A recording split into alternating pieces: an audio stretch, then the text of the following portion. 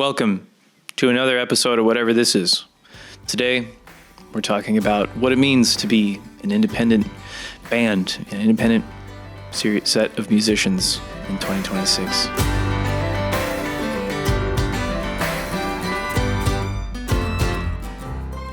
And you know, there's probably a good way, or an important distinction we should make here, is that when we say independent band and what it means to be an independent band, we're really only talking about our band, because one of the things about being independent is that everyone does it differently. So true. So I honestly have no idea how other independent bands do their independentness. We here at TopHouse LLC celebrate our independence on July 4th. Every year. I celebrate it on July 3rd because I'm from Butte, Montana. And for some reason, we just do it a day early. I don't know why. Fun fact, you know that, I think it was John Adams wrote that something like, on this day forward, July 2nd, every year will be seen as a major day in American history, because that's the actual day that they signed the Declaration of Independence, but it didn't go into effect. It was ratified on the 4th. Yeah, the 4th. So must have been a weekend in the post office. Did you know that delivering or something? That John Adams and Thomas Jefferson both died on the 50th anniversary of the signing of the Declaration of Independence? Both of them within hours of each other. Dang. And did you know the Declaration of Independence did not die on the 50th anniversary of Thomas Jefferson signing John Adams? Moral of the story, never sign anything. Independence is important. That's why we here at TopHouse, the band LLC, have decided to remain so. And maybe we should talk about why. What are the dangers from our perspective of not being independent? Yeah. I think it's just fear of the past initially. Especially moving to Nashville, you always hear horror stories of musicians getting taken advantage of through contracts, old school things called 360 deals, where labels would get a cut of literally everything you did, which I don't think are around anymore. But at least from my perspective, it's just a matter of fear / an ability to feel like we can just kind of stand on our own until we can't anymore. So, well, I think part of it too is sort of come naturally because I don't know about you guys, but 10 years ago, I probably would have been oh yeah, of course, the dream is to move to Nashville and get signed. Those two things kind of went together in my brain. But I think that as we've sort of just found ourselves in a spot in which we're doing things on our own, and we've sort of built our own systems, and we've sort of built our own team, and we've had success in it, and we're making a living off of it. So it's kind of for us, we're almost at this point where it's just asking the question, well, why would we? What would we need more? Yeah, what's the benefit now beyond what we're already doing? Because what we're already doing is working, so why change it up?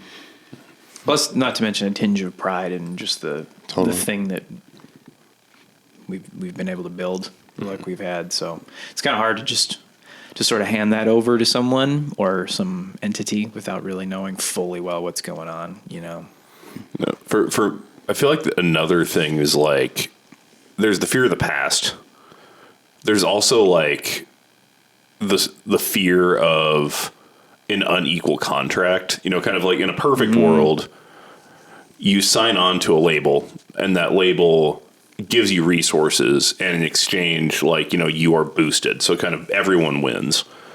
But a lot of these contracts and a lot of the practical stories we've heard, instead you end up with labels kind of throw some money at a variety of acts that may or may not be doing well. And as soon as one of those acts kind of becomes average or, goes through a hard period, they lose funding, but still do not get any money from any of the stuff they did. So it's not like the contract cuts, you're fired, and then you can go find a new label. It's there's so many more strings attached, and the artist is really giving away their independence, and the label doesn't necessarily have to hold their end of the bargain up for very long. And that's because of loans and all this other weird stuff. But yeah. We should get a label person on the podcast and ask them. We did. Their name is Eli. Yeah. Hello, Eli. The Eli label runs Sony. Just kidding. Yeah,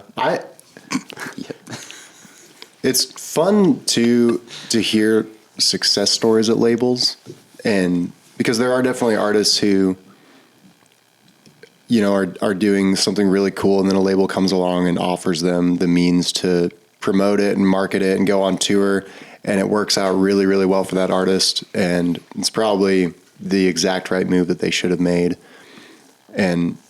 But I guess it's like fun for us because a lot of those things that the label does really well for artists are things that we've sort of just been able to more or less replicate ourselves or like hire out, like marketing. So we've got an upcoming tour, and typically a label would probably front all the marketing money for a tour, and then, you know, you would kind of have to recoup that money from the shows that you're playing, but the label would take care of all the marketing for the tour. What we've done is in the past, I've just run all the marketing like personally on social media, but then for this upcoming tour, we finally were like, let's hire a real marketing agency. So we actually have a legit team of people that we just hired ourselves to market this tour. And it's really awesome because it's like, not only is it effectively doing the same thing that a label would be doing, but we also get to have like a very hands-on approach to it. And like, I'm in all the meetings and I get to learn from them, and they're really cool. So it's like, we're a band that gets to choose a la carte sort of label-esque services. yeah, I guess the trade-off is that it puts a lot of work that's not necessarily music-based on us, on the members. So you have to be able to wear the creative hat at times and then switch to the business hat, or at least I have to. And that can be a lot to manage. Logistics can be a lot to manage, figuring out like, you know, getting merch printed, whatever it is, like all that little stuff adds up really fast. So that's, I think, where the biggest value probably comes in. Speaking as someone who's never been with a label and doesn't know anything about it, the biggest value I see is being able to kind of offload all that work to others who do it a lot and they're really, really good at it. You know, There's also a phenomenon in the music industry that this is a bit of a subjective thing to say, but it seems like whether it's like tech people and like the technology you see coming out of different audio interfaces, or whether it's marketing people, the music industry, because it's a large like behemoth, you know, it's like 3 or 4 very large companies and then a lot of small indie companies that are kind of following those large companies. They tend to be 5 to 7 years behind, like kind of the curve when it comes to marketing or like pretty much anything. So risk is, or like new things are risky, and risk equals, you know, who knows what's going to happen with our money. So let's just try the tried and true method of whatever. And, you know, it's always a little behind kind of a thing. Yes. And so like being independent gives you a little bit more leeway to like, oh, we're going to try this new thing called TikTok because it came out in 2017 or in 2026. Like, you know, you like leverage whatever like people seem to be doing on the platform. Whereas you're going to be a little bit more tied to like, well, this is how, you know, our largest artist blew up last year. So you're going to do the exact same thing, even if that artist had, you know, 10 million followers that, you know, like meant that he could have literally like just smiled into the camera and gotten streams. You know, it's, I don't know. yeah. You should try that. Smile into the camera. We'll work on smiling at it. We'll learn someday.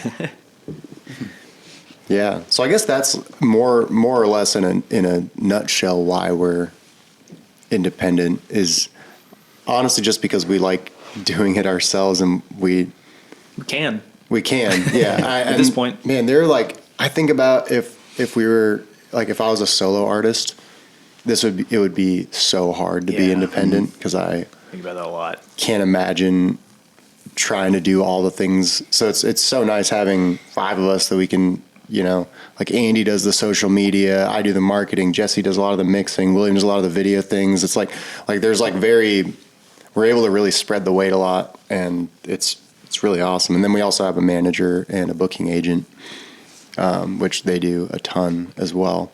So it's not like it's just us, but that was one of the things I was also always confused about before getting into the biz, was like, why do bands have like 9 people that all have the title agent or manager, and why are they all different things? And now I have a clearer picture of it. An agent is someone who goes and finds gigs for you, generally speaking, and a manager is sort of like the one who steers the ship. They've got the big bird's eye view of what direction you're going. And then a tour manager just gets you from point A to point B. And then a producer is still kind of mysterious, but basically they're in the room while you're making a song and they're guiding the song along. There's like all these roles that I never really knew what they were, but I'm slowly learning what they are. Yeah. And I'm sure there's still some other role that really big bands have, like principal mobility liaison. Yeah. I'm the principal mobility liaison for 21 Pilots, and I'll be like, oh my goodness. That's amazing. That's my TED Talk. Wow. What do you think, Eli? Say something about business. Business. Music business. The music business. Honestly, some of this is still pretty foreign to me. Like, I've been touring with you guys for quite some time now, but a lot of the behind the scenes stuff is really new, and so I'm kind of just jumping into this myself and learning a lot about what you guys have just talked about. So I don't know if I have a lot to add to this, but it is pretty confusing from the outside looking in, and then part the curtains, and it's pretty cool to see. I remember reading Everything You Need to Know About the Music Business, a book. I think it's Donald Passman is the author, and he comes out with a new edition practically every year because the industry changes like practically every year, probably even more frequently. But it was a really great little resource to just grab. You don't need to read the whole thing front to back. You can kind of just pop in. You're like, what the heck does a manager do? And you just like read that little section or stuff like that, and just learning about deals and just being prepared for things. It was cool. If there was like a younger band, like a TopHouse that was about to move to Nashville, kind of sized band, like, under 100 monthly listeners, and they're listening to this podcast for some reason, what advice would you give them? It's a good question. I feel like I would say, I would tell them, don't forget that you're a business. Like, you think of yourself as a business. Let me think. You are an artist, but don't forget to think of yourself as a business, because you want to grow to a point that you can operate in that way. But don't let your two worlds conflate. Don't try to sell your art before you make it. Make your art, do your thing, then put on the business hat and remember that you're a business, and make those choices through that frame of mind. Make your artsy choices through your artsy frame of mind. But those are both important parts. I feel like when we first got to Nashville, I was always like, man, I don't want to do any of the business stuff. I just want to like play music and write songs and just call it a day. And I've heard that from probably every other artist, honestly. And I think you got to be able to put in some effort to learn something about the business, like learn about royalties a little bit, or pick something and just dive in and learn about it, because it will become very important to you. And if you don't learn about it, you're placing all of your knowledge, all of your trust into someone else who hopefully does, but may not. So just be aware, become knowledgeable. I think there's also like a good way of looking at it where, to me, it's not necessarily flipping from the artist side to the business side and compartmentalizing like exclusively. There is definitely that, because some of the business choices have to be made in a different state of mind. Sometimes you can't really go into like, how am I going to market this with a total or with a super artsy mindset? Sometimes that just won't work. You have to put on the data hat or whatever, and it's really lame. But it is nice, and I've thought about this a little bit, where it's like, if we didn't do any of this ourselves and we were strictly,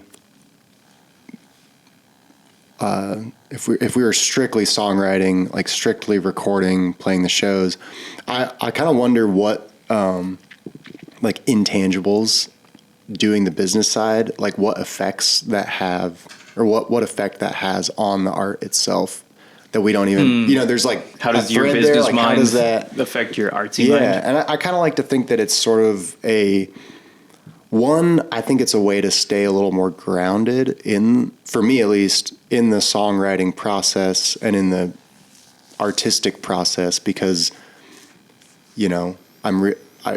I'm not just an artist. Like, I'm also working. Like, I'm also putting in hours at the computer or doing my, like, day job side of the band.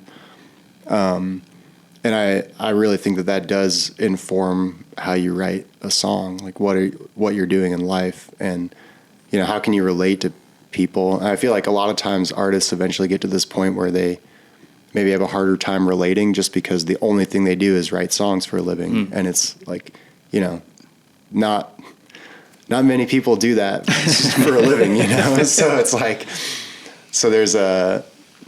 there's an element where. And I think it maybe is an intangible element, but I do think that the business side is actually beneficial to the artistic side. Probably vice versa as well. But I don't know exactly how, but Yeah. I think it's a good way to look at it if you are doing your own things and not really seeing it. Instead of seeing it as like, oh, this is a waste of my time, I wish I could just hire someone else to do it. You can see it as it's sort of flexing a different muscle in your brain that's Still probably tied to your helping craft or something. your artistic side. Yeah, that's a fun way to look at it. I've always had to.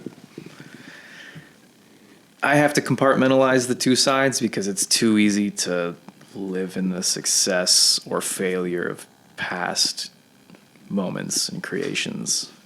I think a song comes out, it does really, really well, and then sometime later you're sitting down. You're feeling the mood, you're writing a song, and then the success or failure or whatever, that song is just kind of leaning over your shoulder watching you write the song, and that really gets in the way for me. So I intentionally have to compartmentalize those things. But I think you're right. There's definitely a feeling of, I don't know how to put it. There's a more solid feeling of being a working musician when I actually get to be a musician and also working. You know what I mean? Working on other stuff, sitting down, doing emails for like 5 hours or something like that. They're all important towards the goal of doing the music thing. So there's a... Well, it's really satisfying too to just have your own personal touch on every aspect of it. And that can turn into a micromanagement kind of thing if you're not careful, but it's also really fun to be really involved with the merchandise. And we know our merch people. And so we have personal correspondence with them, and we back and forth with them and the people who ship our merch. Like we go to the place ourselves and drop it off and say hi to James at Graylin, it's really cool to have those like personal kind of fingerprints over everything. Everything that you enjoy doing, though. Yeah, you don't need. But even the things you don't necessarily enjoy, like I don't necessarily like enjoy, like setting up a, email campaign or like a SMS campaign or something. But I love looking at it in hindsight with this benefit of like, okay, this is really our own voice, not only in the literal things that we're sending out to people, but it's even our voice within the actual structure of how it's set up. It's like you can go like 10 layers deep, and every single layer has like, what we're doing is very cohesive throughout all of it. It's like very, I don't know. It's fun to kind of be aligned on like all the aspects of TopHouse as a entity, Yeah. Well, I guess even, from my perspective, coming in later on, it was cool to see the team that you guys had built, because you already had, a few other people than just yourselves at the time I was joining in, and just seeing how that also affects the overall culture of like the band and everything else. And I guess that's kind of key part of the independence. And I think you had touched on it earlier too, just that idea of you kind of get to choose your people and then build a brand or an identity that is informed by all the people that are in it. So Yeah. The word culture is really important, I feel like, because like there's almost like I don't know, like whatever like kind of the majority music business culture is, that's not really my culture. And I think I have respect for it. I think that like it can be very cutthroat and there can be a lot of like really important stuff that happens kind of in that culture. But it is kind of nice to just build a bubble of like, we like Gabe and Austin and, like just like these are the people on the road with us and we double up in hotel rooms, not because we're trying to save money, although we also do that because that's part of being independent, but because like we like hanging out with each other, and like it's nice to, it's pleasurable, not in a weird way. Yeah. That's Exactly. very true. William, what would you say to a band that's like like when we moved to Nashville, if you could just go back 6 years and talk to us, and I guess not maybe specifically, like what would you say practically is the thing to focus on first in like, is it, do you set up the business things or do you focus on the music or content creation or I don't know? I feel like that's actually a really good question. It depends a lot on like your context because like right now, like I still feel like social media, TikTok, Instagram is important. So video creation is important. In the future, that'll change though. It might be, maybe you'll have to create holograms or some weirdness. Or maybe we'll be back to the original model of you have to sell your CDs to make any money. That's also possible with like AI music being a thing now. But I'd say like even kind of baser from that is like I feel like the best structures are when you're a band together and like everyone agrees on like kind of the most basic system and you can kind of expand that system. Like, we can add Eli to the band because Eli likes the band. We like Eli and also like we have a very like equitable system where it's like, okay, well we're all going to split stuff and like sometimes there's more complex stuff. Like if someone's a songwriter, they get a little bit more of like a certain type of credit, but that was all kind of built out of a basic system. So like to like make it practical and not like abstract, like whatever your band wants to do, just solidify that and then start playing music and then build out from that. Like, we right now everyone's getting famous on, like Twitter for some reason, or it's not even called Twitter anymore. And, we're going to be on that platform and then, find where you can play gigs. And I guess like the one thing I would tell myself, like moving to Nashville, and thankfully we did this. This isn't a cautionary tale, but like I have FOMO. So like if I see an opportunity, I want to take that opportunity because I'm worried about what will happen if we don't take that opportunity. In Nashville, that can bite you in the butt if you take the wrong opportunity. You sign the wrong contract or you work with, the wrong person and, you may have set yourself back a certain number of years. So like there's that rule of if you buy something from the store, that's a big purchase, wait a day before you buy it. I'd say before your band signs any sort of contract, wait like a week to like a month before making that decision. And, always be very jealous of keeping shares of your company because your band is your company.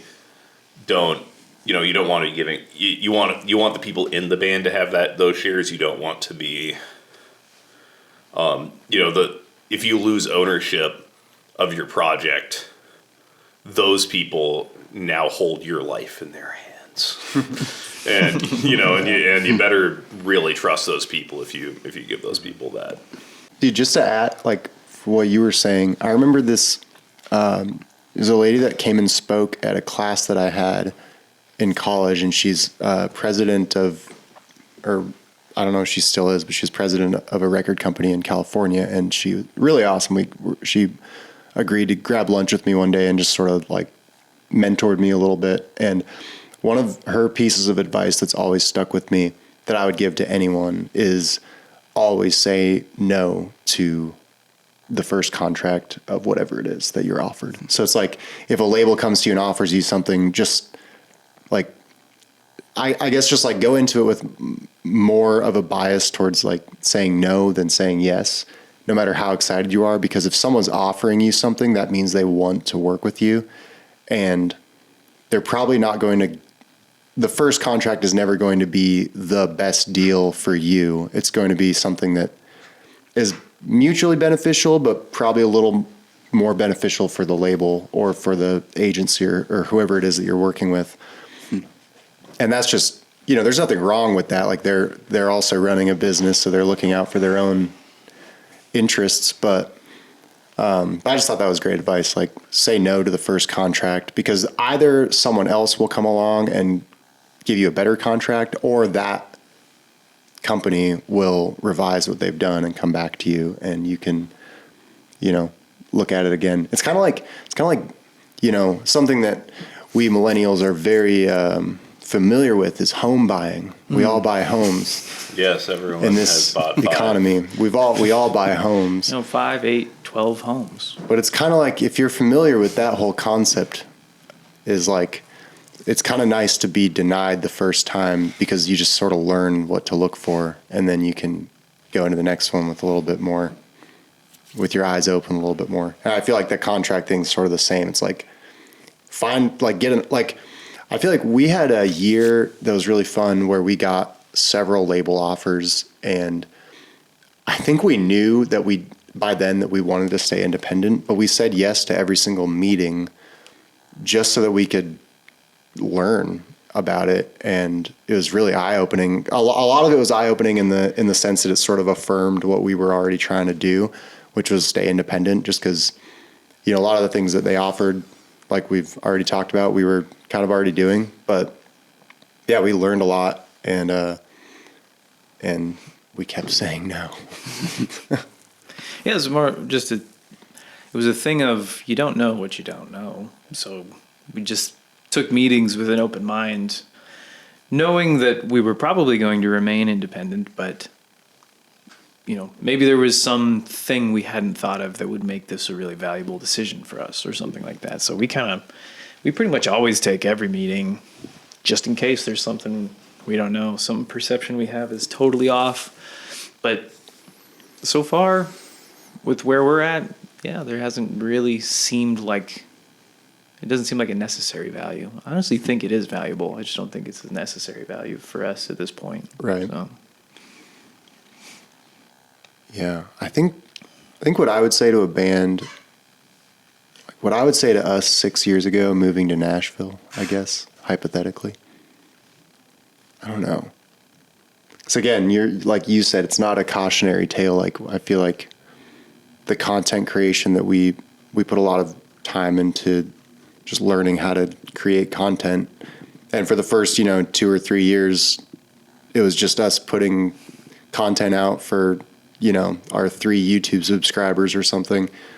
But I guess there's just like an element of like, I guess there are 2 sides. One is, I would say, like, don't do everything with the expectation that you're going to explode and become famous or something. Like I think it's like really unfortunate that a lot of artists go into, like small artists go into content creation with an absolute expectation that this is the thing that will get them, where they want to be. And I think that can just be one. I think that even if it does explode for you, it's just not like, it's not going to stay that way forever. Like there's so many ebbs and flows in music. But 2, if it doesn't explode, then you've just like kind of put not only all of your like literal resources, but also a lot of your like emotional energy into something that might not happen. And then you're just left discouraged and deflated. So like there's an element of just like, and this is so cliche, but really like do it for its own sake in a way. Make like it if you're, art. yeah, like if you're going to put out content, don't just put something on TikTok because that's what you have to do, but actually like find some way to do it that is fun for you, like that actually like expresses what you're trying to do and that you actually enjoy doing. And don't like, don't just do it like when you feel like it, like make it a regular routine or something like that so that you can be consistent with it. But also don't just do it because you like, I don't know, have to. I don't know if that makes any sense at all, but there's, I think it's important to like keep your day job for as long as you can and not let that become something that like is discouraging to you, but more just like, I don't know, enjoy doing the music. Yeah. I feel like the thing you're getting at is just remember why you're doing music in the first place and all of the decisions that you make afterwards. If getting into music was for money, there's so many better options, but B, like, just whatever you're doing, base it off of that original reason for getting into music. If you enjoy writing music, make your decisions afterward. If it's content creation, whatever your content looks like, I guess make it based on your own initial joy, your own initial voice from it. And then just let it go. Just create it and let go of it and just keep doing your thing. With that said, it is currently a really good hack to post the same video multiple times on TikTok and Instagram. It's true. Don't be afraid of repetition. But on also social that, media. that advice might be irrelevant in like 2 weeks, so keep an eye on that. Anyway, any other behind the scenes, I don't know, biz things that we've learned in all of our years of wisdom that we might share with the unenlightened masses? So many. Like I guarantee like we'll end this recording and then be like, oh, there man. were 12 other things. So we'll probably do more Yeah. of these. I'm sure we'll do more behind the scenes, businessy episodes. Maybe we'll talk about the same things again. Yeah. But I guess if anybody has questions or anything you think we might know or have an opinion on, let us know. We might get to it. don't forget to like and subscribe. Also, we are going to be doing a bunch of Q&As in the future, and it maybe is already the future when we've aired this episode, so we've probably already done some of these, but some Q&As that are on volume.com, and also hopefully some actual live streamed podcasts that will be on volume.com. And that's like our subscription, like fan base thing. It's like, it's our fan club. If you just can't get enough of TopHouse, it's pop fun. In. We got a Discord. William's live streaming a Minecraft tonight. You can join So Williams to things like play that. Minecraft. Yeah, it's so good. I the stream last time, I wandered into the tunnels, found my first diamond, and then died. That's but awesome. also no one saw me die, so no one knows that yet because the stream got really sketchy and like died. So I died, but the stream died before I died. And so it's going to look like I'm starting from scratch, but but it won't matter because all the people that are watching this are going to watch it today, which is like 2 months before you were seeing this video. Wow. So anyway, that's the fan club. If you want to pop in, say hi. We're always trying to say hi and hang out and chat with everybody. That's part of being an independent band, is sometimes things go a little slower than they do with bigger things. So we kind of rely on you to tell us what you like and what you hate, and sometimes we listen to those opinions. So, so yeah. Anyway, thanks.